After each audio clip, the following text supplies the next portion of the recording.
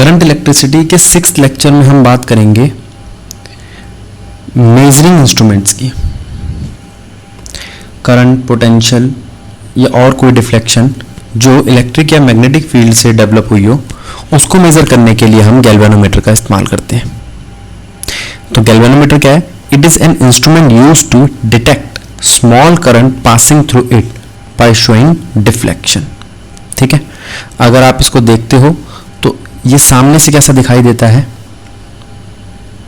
ये सामने से कुछ ऐसा दिखाई देता है। ठीक है, ये इसकी विंडो होती है जहां पे हम डिफ्लेक्शन देखते हैं।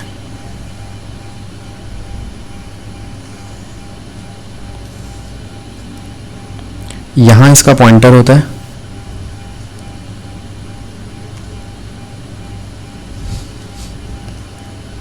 ये नल 1 2 3 4 इधर डिफ्लेक्शन दिखाता है 1 2 3 4, ये नल पॉइंट होता है। 0 1 2 3 4 1 2 3 4 ऐसे करके डिफ्लेक्शन दिखाते हैं हम गैल्वेनोमीटर में। ठीक है, ऐसी इसकी विंडो होती है आगे से। ये अंदर से कैसा होता है वो हम 4th चैप्टर में देखेंगे। ठीक है, अब इसके ऊपर 2 नॉब होते हैं, जनरली रेड और ब्लैक कलर के, जिस पे वायर स्क्रू करते हैं, सर्किट कंप्लीट करते हैं। ठीक है, अब देखो, it is an instrument use to detect small current passing through it by showing deflection. Note, it does not measure current. ये करंट को मेजर नहीं करता, ये सिर्फ डिफ्लेक्शन दिखा के बताता है कि करंट पास हुआ या नहीं। करंट को मेजर करने के लिए हम गैल्वेनोमीटर की मदद से ही एक डिवाइस बनाएंगे, उसे बोलते हैं ammeter. Different types of galvanometer कौन कौन से हैं? Moving coil galvanometer, magnetic galvanometer, hot wire galvanometer. ठीक है, और इसका सिंबल क्या है? या तो एक ऐसा सर्किट के बीच में हम ऐसा बना सकते हैं एरो के साथ एक सर्कल, ठीक है, या उसके बीच में गैल्वेनोमीटर का सिंबल यानी कि जी लिख सकते हैं। ठीक है, full scale deflection current. Full scale deflection current मतलब गैल्वेनोमीटर मैक्सिमम कितना करंट दिखाता है वो है उसका आईजी। ये अगर यहां पर इसने फुल डिफ्लेक्शन दिखा दी तो ये कितना डिफ्लेक्शन दिखाएगा गैल्वेनोमीटर मैक्सिमम, वो है उसका full scale deflection current IG. The current required for full scale deflection in galvanometer is full scale deflection IG. Shunt वो स्मॉल रेजिस्टर है जो यूज किया जाता है कन्वर्ट करने के लिए गैल्वेनोमीटर को ammeter. Shunt, the small resistance connected in parallel to galvanometer coil in order to control current flowing through the galvanometer is shunt। Utility क्या है बेटा शंट की? पहली यूटिलिटी, ये गैल्वेनोमीटर को एमीटर या वोल्टमीटर में कन्वर्ट करने का काम आता है। दूसरा, ये गैल्वेनोमीटर को प्रोटेक्ट करता है फैटल शॉक से। अगर बहुत ज़्यादा करंट आता है तो शंट खराब होगा, शंट में सारा करंट चला जाएगा, गैल्वेनोमीटर बच जाएगा। ये रेंज बढ़ा देता है गैल्वेनोमीटर की। अगर 1 2 3 4 अभी जो मैंने आपको रेंज दिखाई थी, अगर शंट लगा दोगे तो वही रेंज हो जाएगी 10 20 30 40, वो आप अपने हिसाब से अरेंज कर सकते हो उसको। डीमेरिट क्या है गैल्वेनोमीटर का? Shunt decrease the sensitivity of galvanometer या एमीटर। जब हम उसका बनाएंगे तो शंट जो होता है वो सेंसिटिविटी डिक्रीज कर देता है। इसका मतलब जो हम शंट ऑपरेट कर रहे होते हैं वो मिनिमम से मिनिमम, छोटे से छोटा होना चाहिए आइडियल एमीटर बनाने के लिए, और वहीं उल्टा बड़े से बड़ा होना चाहिए वोल्टमीटर बनाने के लिए। ठीक है, अब हम बात करते हैं एमीटर की। एमीटर यूज किया जाता है करंट को मेजर करने के लिए। ये भी एक मेजरिंग डिवाइस है जो यूज की जाती है करंट, स्पेशली करंट मेजर करने के लिए है। ये गैल्वेनोमीटर, ये एक special type galvanometer. Always connected in series, ये हमेशा सर्किट के सीरीज में कनेक्ट किया जाता है। तीसरा, reading of ammeter is always lesser than the actual current. जो एमीटर की रीडिंग है वो हमेशा एक्चुअल करंट से कम आती है, क्योंकि इसका खुद का भी रेजिस्टेंस होता है। Smaller the resistance of ammeter more will be its sensitivity. जितना स्मॉल रेजिस्टेंस होगा एमीटर का उतनी ही सेंसिटिविटी ज्यादा होगी। An ideal ammeter should have zero resistance. एक आइडियल एमीटर को जीरो रेजिस्टेंस रखना चाहिए या जीरो रेजिस्टेंस उसका होना चाहिए। अब हम कन्वर्ट कर रहे हैं गैल्वेनोमीटर को एमीटर में। कैसे कन्वर्ट करेंगे हम गैल्वेनोमीटर को एमीटर में? A galvanometer may be converted into emitter by connecting a low resistance, जिसे हमने अभी क्या नाम दिया था? शंट। अब देखो उसको कैसे पेयर करा है। ये रहा आपका गैल्वेनोमीटर, ये रहा शंट, यहां से करंट आया I, ये I करंट यहां पर बट गया, यहां गैल्वेनोमीटर की तरफ जो गया वो है IG, full deflection current galvanometer का, और यहां पर I माइनस IG। ठीक। अब वो कहता है हम जानते हैं जब ये दोनों पैरेलल में हैं और हम G मान के चल रहे हैं रेजिस्टेंस गैल्वेनोमीटर का, S मान के चल रहे हैं रेजिस्टेंस शंट का, तो इन दोनों का पैरेलल यानी कि इक्विवेलेंट रेजिस्टेंस क्या आएगा? 1/RP equals to 1/S plus 1/G। साथ में किया SG, G प्लस S, हो तो एलसीएम लिया, खत्म कहानी। तो RP आ गया आपके पास। In case of parallel potential same रहता है, in case of parallel potential same रहता है, यानी कि इसका जो पोटेंशियल होगा वो इसके पोटेंशियल के बराबर होगा। इसका पोटेंशियल होगा क्या? करंट मल्टीप्लाई में रेजिस्टेंस, और इसका पोटेंशियल क्या होगा? करंट मल्टीप्लाई में रेजिस्टेंस। अब ये पोटेंशियल मैंने बोल दिया VG और ये पोटेंशियल मैंने बोल दिया VS। VS VG के बराबर है, बराबर है। वैल्यू पुट करी और यहां से शंट की वैल्यू निकाल ली। S is equals to IG divided by I minus IG multiplied by galvanometer, resistance of galvanometer. ठीक है, तो ये शंट, ये फॉर्मूला काम आएगा हमारा न्यूमेरिकल में शंट की वैल्यू फाइंड आउट करने के। To pass nth part of remain current through a galvanometer required shunt is S equals to G divided by N minus 1। अब वो कह रहा है अगर आपको nth पार्ट करंट का गैल्वेनोमीटर से पास कराना हो तो आपको कितना शंट चाहिए? हमें शंट चाहिए, जो गैल्वेनोमीटर का शंट है उसको डिवाइड कर दो N minus 1, जो भी nth पार्ट चाहिए। अगर 5 चाहिए तो डिवाइड बाय 4, 6 चाहिए तो डिवाइड बाय 5। ठीक है, तो ये था आपका एमीटर। और एमीटर हम गैल्वेनोमीटर से बनाते हैं एक छोटा रेजिस्टर यानी कि शंट पैरेलल में लगा के। इसी का उल्टा वोल्टमीटर हम बनाते हैं एक बड़ा रेजिस्टर सीरीज में लगा के। वोल्टमीटर क्या है? ये एक मेजरिंग इंस्ट्रूमेंट है जो यूज किया जाता है पोटेंशियल मेजर करने के लिए। यह हमेशा पैरेलल में कनेक्ट किया जाता है। ठीक है, reading of voltmeter is always lesser than the true value. वही बात है, greater the resistance of the voltmeter more accurate will be it's reading. जितना रेजिस्टेंस ज्यादा होगा उतनी उसकी रीडिंग ज्यादा होगी। तो अगर मैं बात करूं आइडियल वोल्टमीटर की तो रेजिस्टेंस कितना होना चाहिए? Infinite. Conversion of galvanometer into voltmeter by connecting a large resistance in series with galvanometer we can convert galvanometer into a voltmeter. अब ये लगा दिया हमने, ये रहा हमारा गैल्वेनोमीटर, इसके साथ एक बड़ा रजिस्टर लगाया।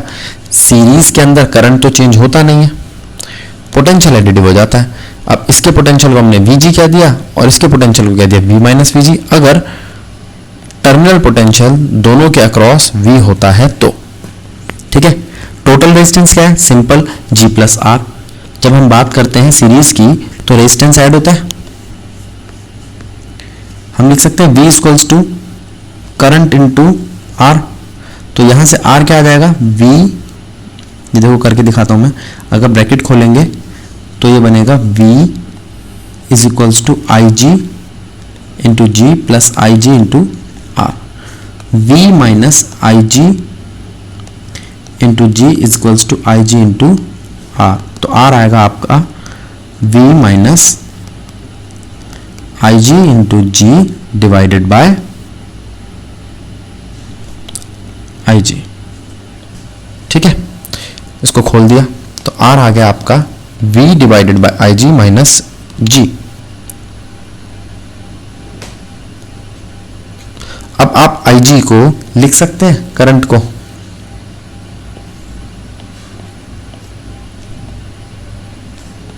पोटेंशियल डिवाइडेड बाय G, ठीक है, रेजिस्टेंस। अब इस G को अगर ऊपर ले जाते हैं तो दोनों में से G कॉमन आ जाएगा, नीचे क्या बचेगा, V divided by BG minus 1, ठीक है। फिर वही, if nth part of applied voltage appears across a galvanometer, यानी कि Vg equals to V by N, then required shunt R is equals to N minus 1G, ठीक है। वहां था G divided by N minus 1 और यहां है N minus 1 multiplied by G, ठीक है। अब जरा ध्यान दो, अगर दो सेल इस तरीके से लगे हो, किसी सर्किट में दो cell plus minus minus plus की फॉर्म में लगे हो, तो याद रखना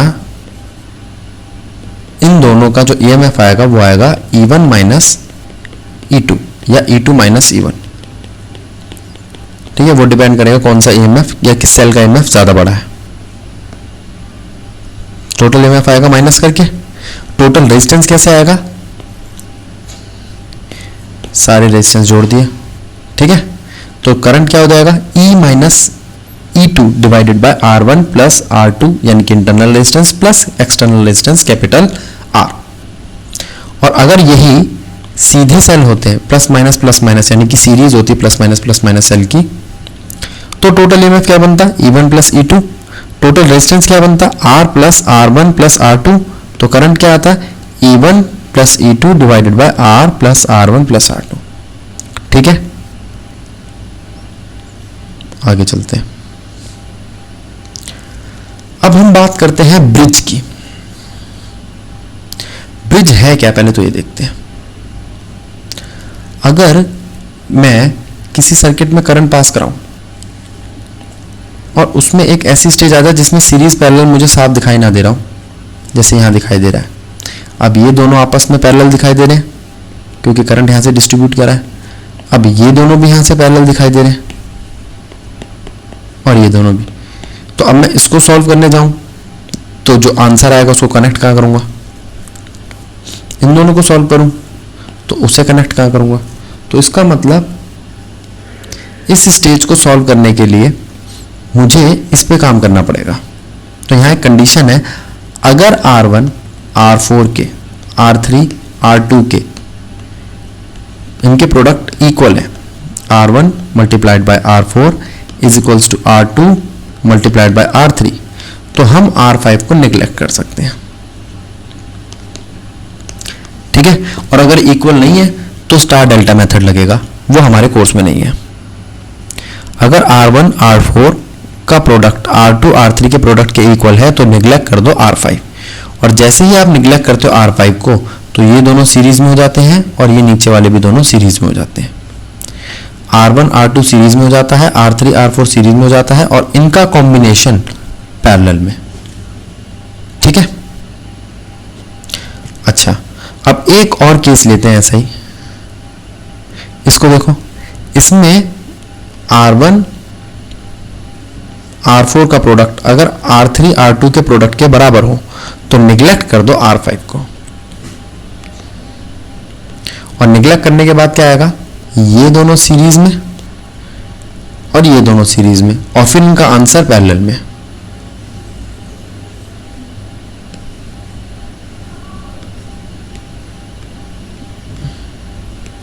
ये देखो,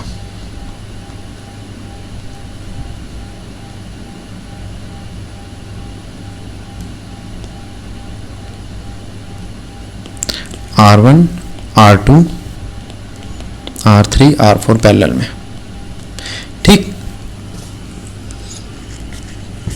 अच्छा, एक चीज और ध्यान दो, जो ब्रिज का पार्ट है वो डायरेक्टली कनेक्ट नहीं होता बैटरी के टर्मिनल से। जैसे मुझे दिखाई दे रहा है R1 और R3 बैटरी के पॉजिटिव टर्मिनल से डायरेक्टली कनेक्ट है, R2 और R4 बैटरी के नेगेटिव टर्मिनल से डायरेक्टली कनेक्ट है। R5 वाला जो पार्ट है वो डायरेक्टली कनेक्ट नहीं है। तो ये देखकर हम मतलब एक ट्रिक लगा सकते हैं कि भाई इस ट्रिक से हमें पता चल जाएगा कि ब्रिज कौन सा पार्ट है। इसमें देखें तो R1 R3 पॉजिटिव पार्ट से कनेक्ट है, R2 R4 नेगेटिव पार्ट से कनेक्ट है, तो R5 आपका ब्रिज बन जाएगा। ऐसा ही केस हम इस थर्ड केस में लगाते हैं। देखो, पॉजिटिव पार्ट से कनेक्ट है R1 और R2, ठीक। नेगेटिव पार्ट से कनेक्ट है R3 और R4, तो हम निगलेक्ट कर सकते हैं R5 को। निगलेक्ट करते ये दोनों सीरीज में हो जाएंगे, ये दोनों सीरीज में हो जाएंगे, और जो रिजल्ट आएगा वो पैरेलल हो जाएगा।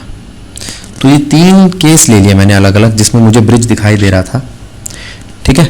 अब ये जो ब्रिज है, इनमें करंट बीच वाली रो में नहीं जाता है। इस चीज को समझने के लिए हमने मदद दी इस एक्सप्रेशन की, व्हीट स्टोन ब्रिज। ये एक ऐसा अरेंजमेंट है जिसमें 4 रेजिस्टेंस इस तरीके से यूज किए गए हैं कि हम उनका इस्तेमाल करके किसी एक अननोन रेजिस्टेंस का पता कर सकें।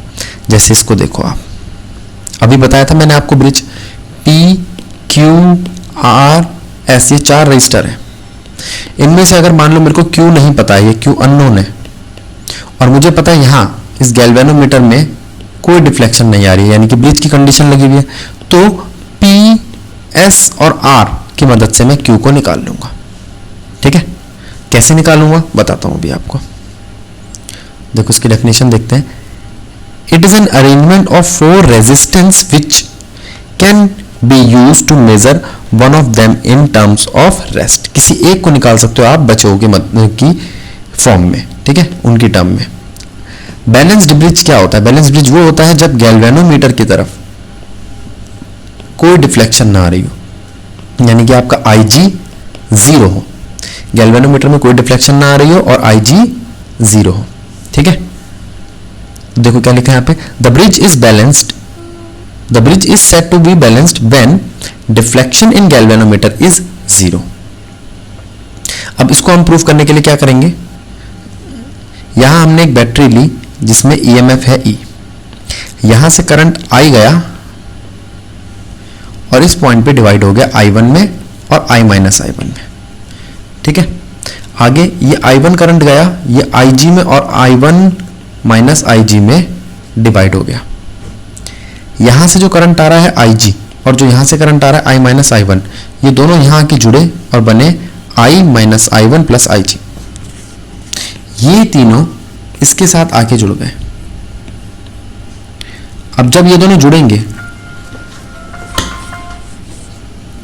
तो I1 से I1 कट हो जाएगा, IG से IG कट हो जाएगा, करंट क्या बचेगा आपका I, ठीक है।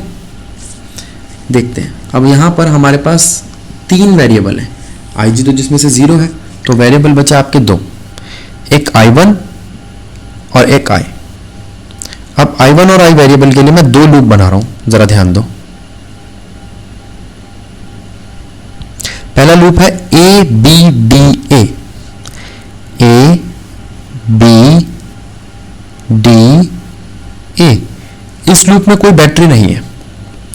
जरूरी बात क्या है, इस लूप में कोई बैटरी नहीं है। अब मैं यहां पर फिंगर ट्रेस करा रहा हूं क्लॉकवाइज ऐसे, तो यहां मुझे दिखाई देता है I1P plus IGG same direction minus I minus I1S, I1P plus IGG minus, minus क्यों, करंट नीचे आ रहा है और मैं क्लॉकवाइज जा रहा हूं, करंट एंटी क्लॉकवाइज है, minus I minus I1S, I1P plus IGG minus I minus I1S is equals to 0, क्योंकि कोई बैटरी नहीं है। ऐसा ही हमने दूसरे सर्किट में किया, I1G मल्टीप्लाई में Q माइनस, अब ये ऊपर आ रहा है क्लॉकवाइज में नीचे जा रहा है, I minus I1 plus IG into R, फिर ऊपर minus IG into G is equals to 0। देखो I1G Q minus I minus I1 IG R, फिर minus IGG is equals to 0, ठीक है। कंडीशन क्या लगाई, कंडीशन वही है, करंट IG 0 होना चाहिए, यानी कि गैल्वेनोमीटर में कोई डिफ्लेक्शन नहीं होनी चाहिए। तो यहां पर जहां जहां IG था वो वाली टर्म मैंने हटा दी, तो ऊपर क्या बचा I1P I minus I1S, I1P is equals to I minus I1S। तो I1 तो ठीक है, ये I माइनस I1 को नीचे ले गए, I1 divided by I minus I1 is equals to S by P, एक इक्वेशन बनी। सेम दूसरी इक्वेशन में किया, कंडीशन लगाई, IG को जीरो रखा, IG को जीरो रखा तो एक तो ये गया, एक ये और एक ये पूरी टर्म, तो बचा क्या, I1Q minus I minus I1R is equals to zero. और इस इक्वेशन में I1 divided by I minus I1 आया Q बाय R। अगर इन दोनों इक्वेशंस को मैं इक्वेट करता हूं तो R by Q is equals to S by P, या आप कह सकते हो P into R is equals to Q into S। अब जो भी अननोन हो, मान लो S अननोन रजिस्टर है, तो आप उसको निकाल सकते हो बाकी तीन की टर्म में, P R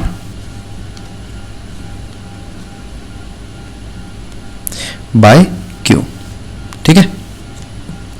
तो ये था व्हीटस्टोन ब्रिज। व्हीटस्टोन ब्रिज ऐसा ब्रिज है जिसमें 4 रेजिस्टर यूज करते हैं, जिसमें से किसी एक अननोन रेजिस्टर को हम बाकी 3 की फॉर्म में निकाल सकते हैं, ठीक है। आगे चलते हैं। अब एप्लीकेशन ऑफ व्हीटस्टोन ब्रिज, ये है मीटर ब्रिज। मीटर ब्रिज क्या है, जरा ध्यान देना। मीटर ब्रिज एक ऐसा ब्रिज है जिसमें हम व्हीटस्टोन ब्रिज वाला ही केस लेते हैं और रेजिस्टर को लेंथ की फॉर्म में फाइंड आउट करते हैं, ठीक है। और इसमें हम 1 मीटर लेंथ की वायर यूज करते हैं। ये जरूरी नहीं है वो 1 मीटर की हो, 2 मीटर की, 5 मीटर की भी हो सकती है, जनरली 1 ही मीटर की लेंथ यूज करते हैं। देखो यहां आपको एक सर्किट दिखाई दे रहा होगा, ये एक बोर्ड है, वुडन बोर्ड, उसके ऊपर यहां पर मेटल की क्लैंप है, एक एल शेप की, एक आई शेप की और एक और एल शेप की, ठीक है। इसके इस पॉइंट से इस पॉइंट तक एक वायर है, अलॉय की वायर।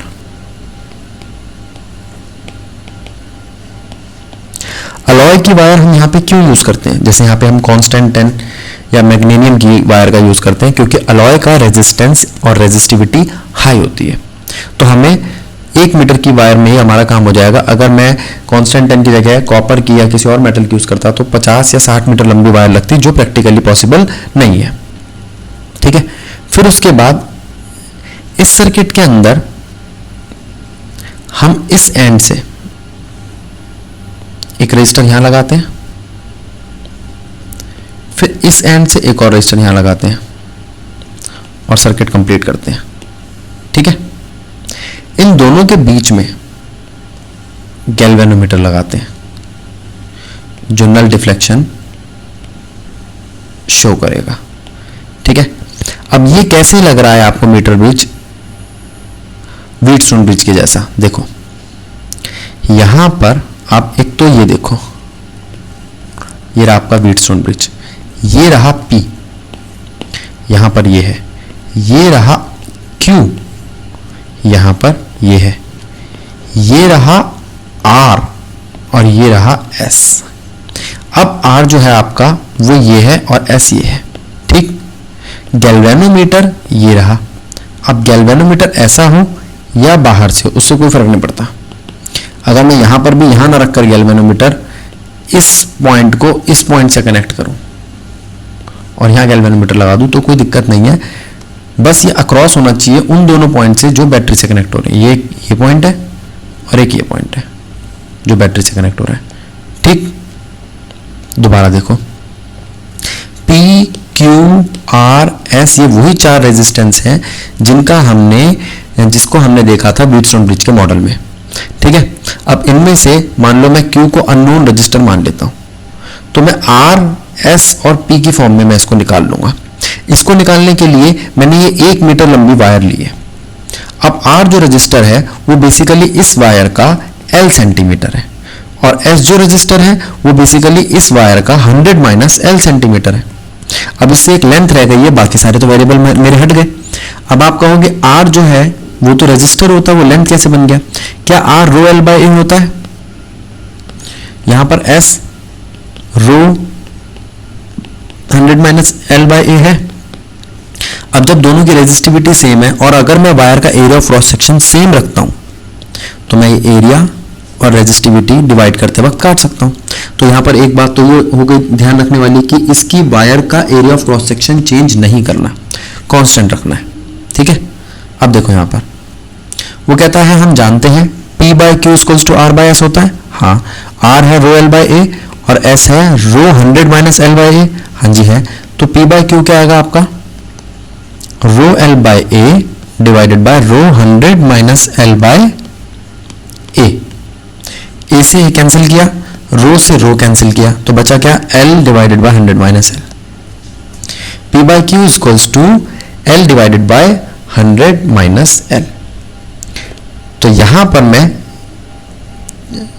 जहां पर एल लेंथ वो होगी जहां पर गैल्वेनोमीटर नल डिफ्लेक्शन शो करता है, जीरो डिफ्लेक्शन शो करता है। तो यहां पर मैं इसकी मदद से, इस एल लेंथ की मदद से P या Q दोनों में से किसी भी अननोन रजिस्टर का पता लगा सकता हूं।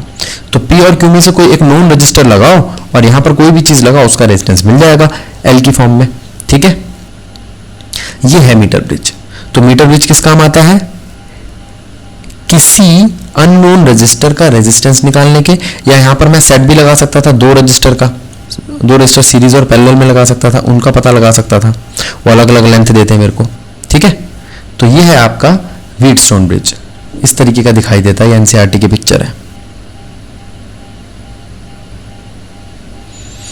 ठीक है, अब नेक्स्ट लेक्चर में बात करेंगे हम पोटेंशियोमीटर की।